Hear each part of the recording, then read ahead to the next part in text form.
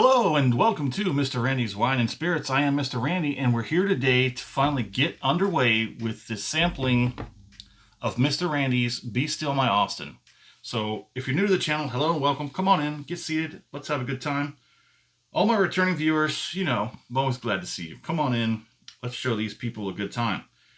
So if you're new to the channel or haven't seen or heard of Mr. Randy's Be Still My Austin, what I've basically done, and I don't have the bottles anymore, so I've taken a still Austin bourbon and a still Austin rye. I've basically put 50% of one bottle and 50% in the other bottle, and I filled them up, 50% rye, 50% bourbon in both bottles, and then I married them for a couple of days, I think 48 hours or so.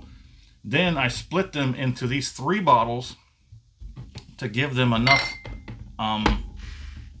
space to do some off-gassing so that it's going to mellow out a lot quicker than if the bottles were completely full. So this is kind of like hitting 2 birds with 1 stone kind of experiment. I already know that the mixture of these 2 whiskeys is going to make an excellent rye. So today what we're going to do is we're going to go ahead and see how well... That was a kind of a tough one for some reason. So this has been sitting in these bottles for about a week. Those 2 are untouched. I will be completely transparent. I did sneak a little pour a few days ago. I had to. I couldn't wait. You know I couldn't wait. It's definitely got more of a bourbon note on the nose. Kind of makes my mouth water though. Okay, so let's go ahead and get it on the palate.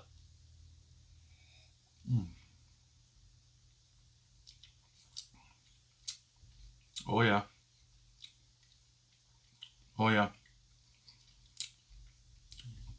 It's quite interesting because we already know that the part that we're doing up front is we're making the mix, the rye mix.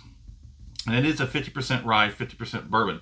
Now the bourbon itself does have rye in it. I don't remember the mash bill off the top of my head, but it does have rye in it.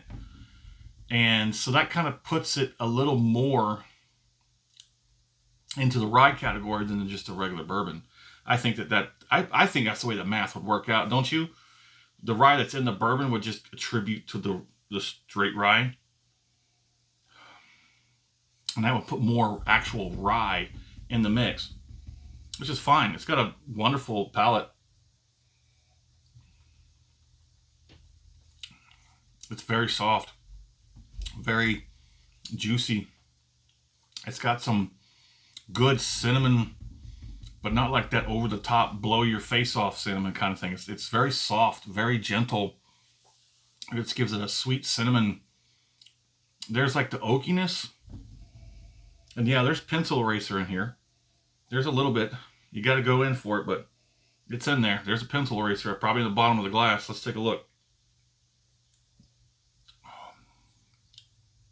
Yeah, I think there's a pencil eraser in there somewhere.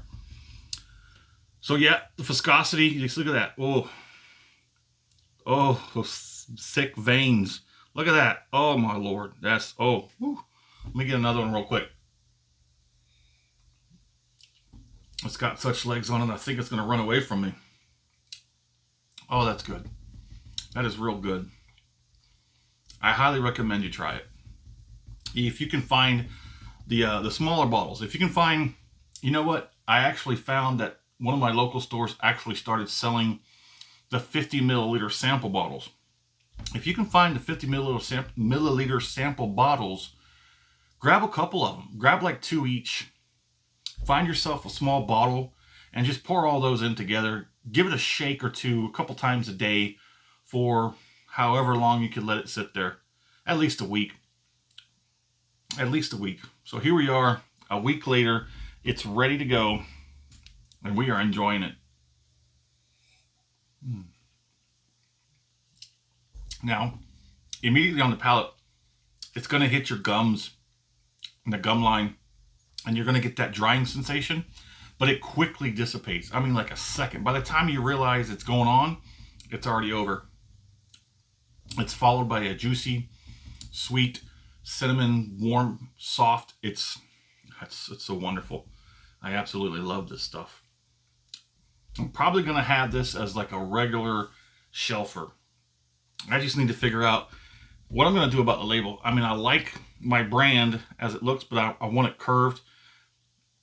Do DIY stuff. I might go to the place where I get all my stickers and labels and stuff done and actually get an official label.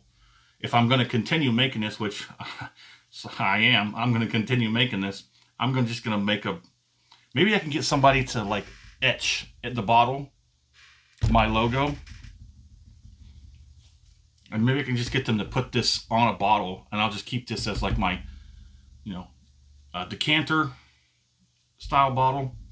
This is something I would definitely keep in a really fancy decanter. But it's really nice. I highly recommend you try it. Go grab yourself just a couple of small bottles. Or if you're already a fan of Still Austin, go ahead and just buy a couple of full bottles.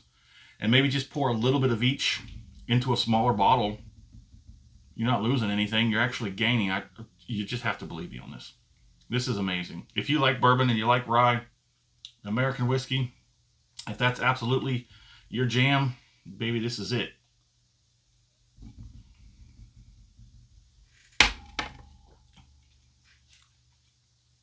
I'm working to finish. I know I didn't prep you for that.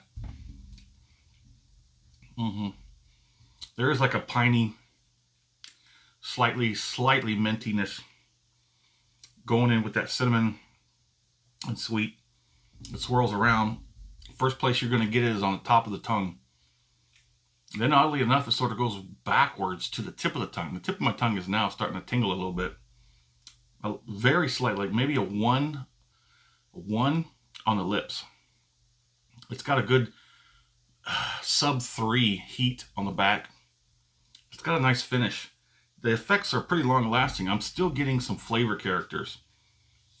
It's more of those deeper, darker, richer flavor characters. A lot of that light pine and mintiness is pretty much gone right away.